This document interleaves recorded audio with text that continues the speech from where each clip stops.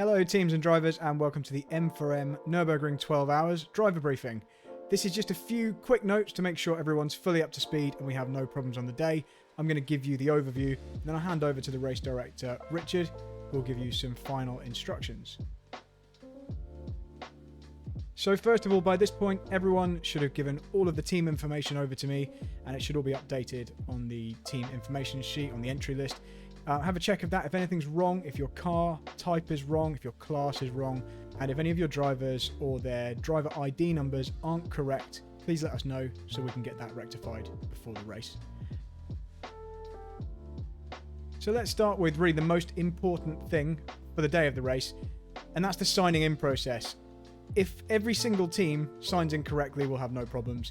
But if even a couple of teams sign in with two different teams, so if two different drivers from the same team sign in with different teams, that will prevent some legitimate teams from actually entering. So make sure only one person in your team has been nominated to actually register the team, and then all the drivers sign up to that team. So make sure we don't have multiple drivers within the teams all trying to sign up the same car and effectively potentially preventing other teams from getting into the event.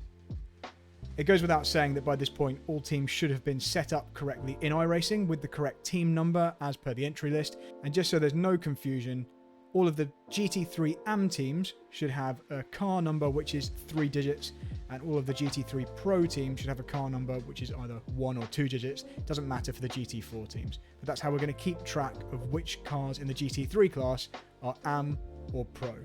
So you can sign your team in from 7:50 AM UK time, GMT, and that will be practice session for 1 hour, and then 1 hour later at 8:50 AM is when the qualifying starts. Now the reason that it's 10 minutes before the hour is to allow a 10-minute warm-up just for any contingency, any issues anyone has in the 10 minutes prior to the race starting. And then we'll start the race at exactly 10 AM. So we have a 10 AM till 10 PM race. But just remember, practice 7:50 till 8:50 AM, and then qualifying 8:50 until 9:50. Now this is one of the really important parts. The AM teams and the GT4 teams have a full hour of qualifying, but the GT3 Pro teams only have 30 minutes, and that's the final 30 minutes. So any GT3 Pro teams leaving the pits in the first 30 minutes of the qualifying session will be sent to the back of the grid for the race. So make sure you don't fall foul of that.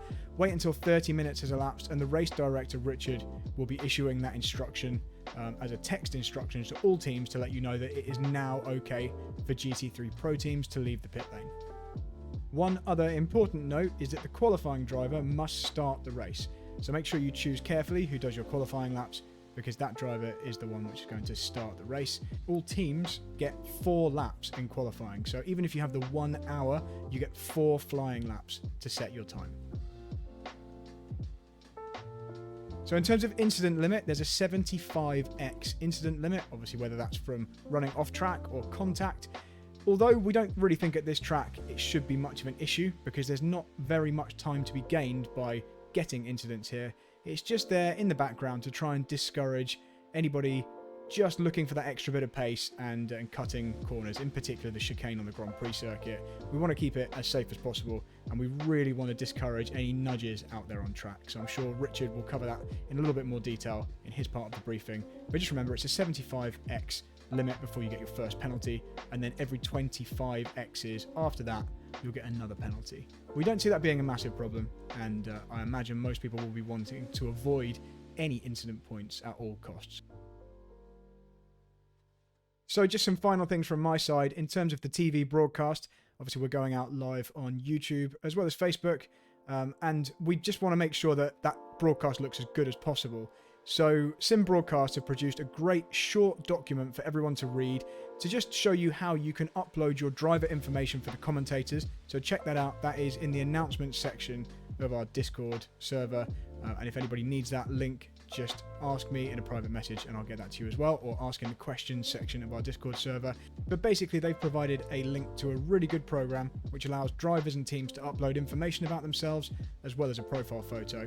And if you're going to do that for us, that will really help the broadcast look professional and give the commentators things to talk about when the TV cameras are focusing on you. There's also the ability to have a webcam which the guys on the TV broadcast can cut to. So check out that document from Sim Broadcast and it will explain everything, and it's very simple and easy to do. And whilst we're talking about the broadcast, please make sure you have permission for any logos that you use on your livery, just so we keep in line with iRacing's terms of service for broadcast.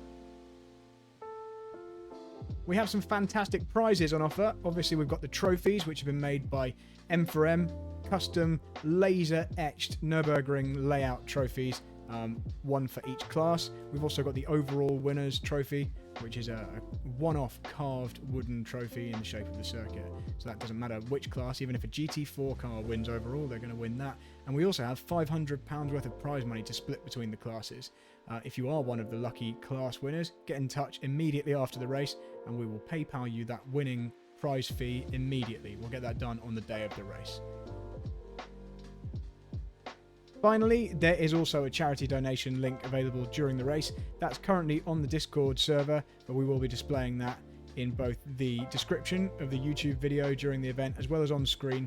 So please feel free to give generously to Macmillan Cancer Support. We're going to try and reach our target of £1,000 donated by the end of the race. So that's really it from me. Thanks very much for getting involved with the event. I really appreciate all your help over the last few weeks in getting all the information together, ready for what is going to be a really exciting race event. And I'm now going to hand over to our race director, who is our live driver steward for the day, and that's Richard. So he'll give you a bit more information about the specifics of driver conduct. Please make his life easy during the whole 12 hours. He's going to have a lot of work to do. So over to you, Richard. Hi, my name's Rich Malden. I'm here in race control and I'll be stewarding the M4EM Nürburgring 12 hours supporting Macmillan Cancer Support. As I'm sure you know, iRacing has a built-in instant point system. 1x if you go off track, 2x if you spin, and 4x if you come into contact with another car. iRacing will be automatically enforcing a 75 instant limit, which will result in a stop and go penalty. Any further 25 instants will be another stop and go. We'll also be manually reviewing every single 2x and 4x instant, and let me give you a tour of the setup we have here for monitoring the race. We of course have iRacing running here, and we'll have a live feed of the broadcast coverage behind me, and I'm able to live chat with the race organisers and also the commentary team. And a crucial tool for us here is iRace Control. This gives us a moving map, a live leaderboard, and crucially a readout of every single instant which occurs on track. With a single click we can go straight to the replay of that instant. Should somebody to be found to blame for an incident, we have a range of measures from telling a driver to calm down, a drive-through penalty, making them stop and hold in the pits, through to disqualification. Penalties will be announced to drivers via in-sim text messages. Drivers and their teams can also protest via the race control channel in Discord that all the teams have access to. State your car number, the lap number, which corner or how far into the lap you were, and a very brief description of the issue. We're not looking for an essay, and I'm not looking for any lobbying. We'll review it and the steward's decision is final, and arguing with race control will be heavily frowned upon. A reminder to drivers not to use the in-sim chat so as not to distract other drivers. The spirit here is everybody is expected to have a high level of sportsmanship. We have a mixed ability grid from pro drivers down to amateurs.